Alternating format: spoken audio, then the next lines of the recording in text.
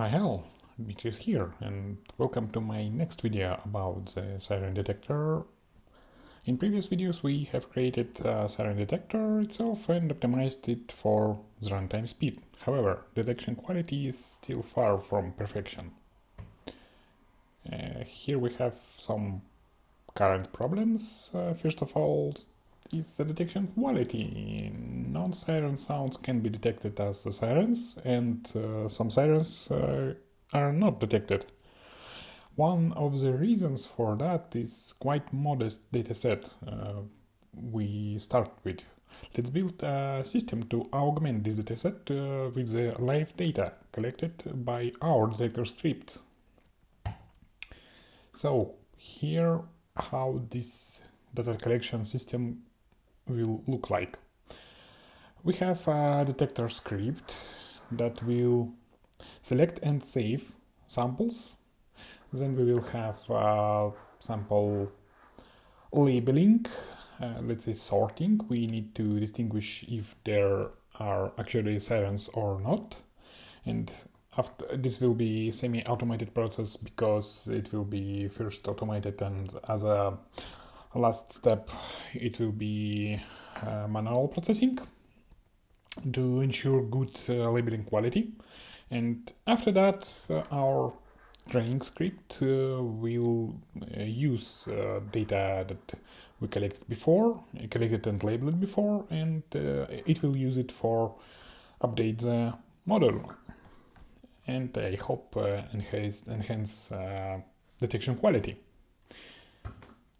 So let's take a look at how this detector script can save and select and save samples. We have preprocessing, we have classifier, and we will create some code that will look at the classifier results. It will look at the confidence score, and if this confidence score is more than some threshold but it's below detection threshold, this will be saved as a positive example. So in other words, if we not sure, but this not looks like nothing, but it not looks like a siren, save it as a positive sample for future analysis. And if confidence score is low, but its sound right now is louder than average sound loudness, save this as a negative sample of noise, or you call that. We will only save one sample per some amount of time, half hour by default, to not flood the directory and to keep data amount reasonable. And as you can see from this design, we will have more negative samples than positive ones, just because to save positive ones we need certain conditions to be met. We need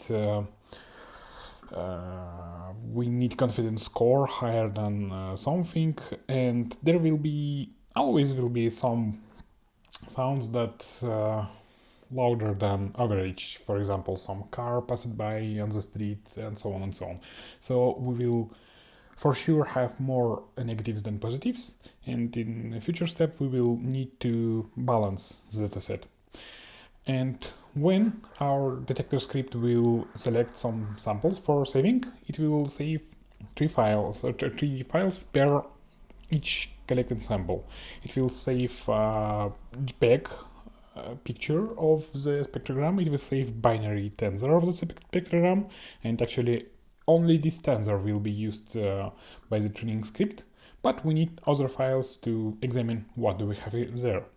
And also it will have it will save sound file with 3 seconds of sound from which this spectrogram was created, just for manual analysis, so human can listen actually that sound and decide if there is interesting sample, interesting sound, in our case it's siren, or not. Okay, so detector script will create some labels. It will save positive and negative samples, and why do we need to introduce some simple sorting and so on. This is because accuracy at this step is super low. Here you have two examples of this detector script saved to spectrogram pictures, and both of them was labeled as positive. But lower one, this one, actually have a human voice. It's not a siren, it's just a human voice. But our system think that this is a positive sample. So we need to enhance labeling quality, or this data as is will do more harm than good. Okay, to deal with this labeling, separate classifier script was created. This script will use a multimodal LLM provided by Ollama, and this LLM will analyze spectrograms and tell us if there is a siren or not in this sample. As I said before, Ollama is used as a LLM provider, so everything is local, no data leaks and no additional costs. Right now, Gemma 3 is used as a reviewer LLM, and it gives quite good results. It will take a look at the spectrograms, and it will tell to our script if this looks as a spectrogram or not, and our script will put corresponding files for this sample to one of two directories, positive and negatives. However, there are still some mislabeling, there are still some errors. Because of that, second step of this process is a manual review to check, to listen actually if everything is good with labeling or not. So the idea is, after LLM round, human will look at the spectrogram images in some image viewer program, and it will be listened to sound files for spectrograms that look suspicious, and then human will move example in different directory, sample in different directory if it needed. So after this, we have set of sorted samples. This semi-automated process should be performed from time to time to label freshly collected data. After labeling, this data will land in permanent directory aside of original dataset, and volume number of the samples will grow with time after each this collection and labeling iteration. Okay, and when we collect some data, some live data, we collect it, we label it, we have some sorted samples.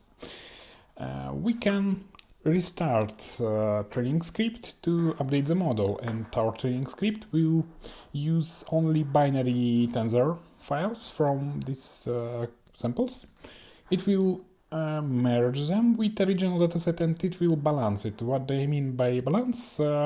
It will use all of the positive samples just because we have less positives than negatives, and it will use only a required number of the negatives to make number of samples, I mean number of positive and number of negative samples in resulted dataset to make this equal.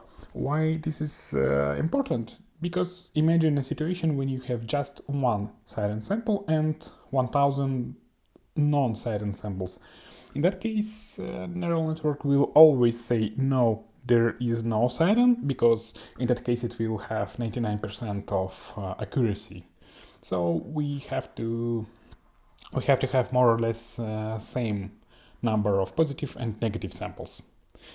And after running this training script, don't forget to update your TensorFlow Lite model with converter script if you want to use TensorFlow Lite variant of the detector.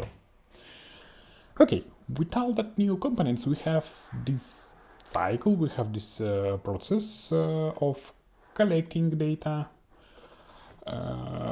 selecting samples, labeling the samples, retrain of the model, and then we can update the model, and cycle will repeat again and again. So it's as a process. It's not something that should be done just one time.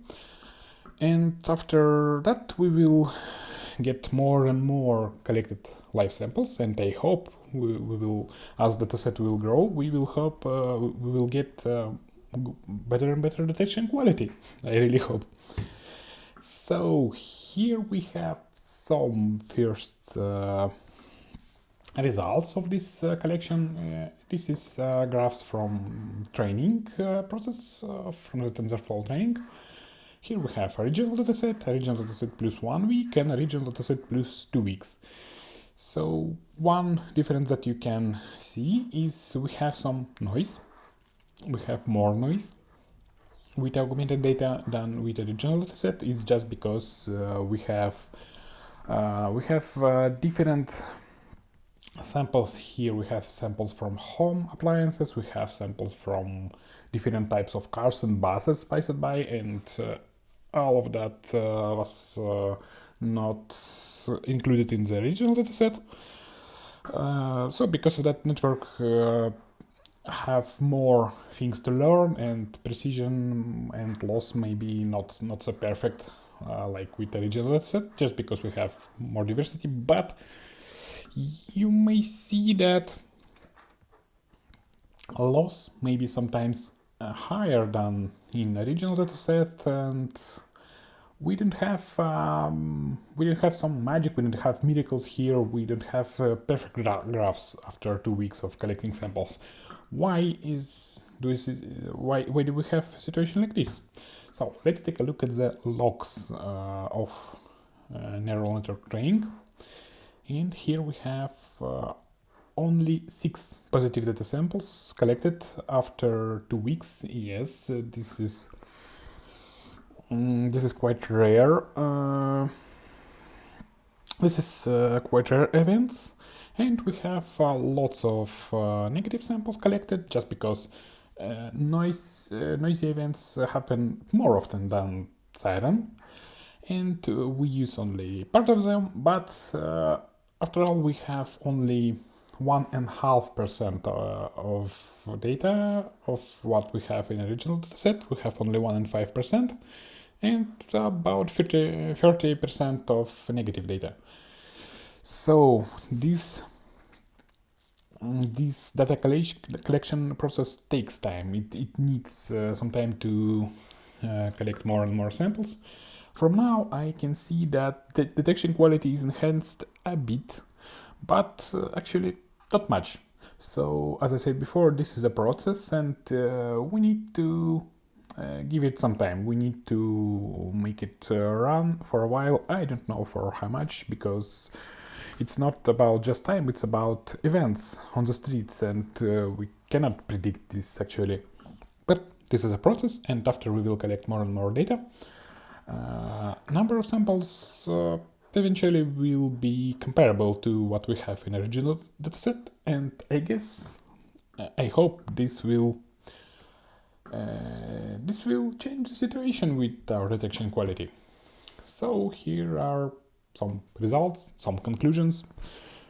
First of all, this takes time.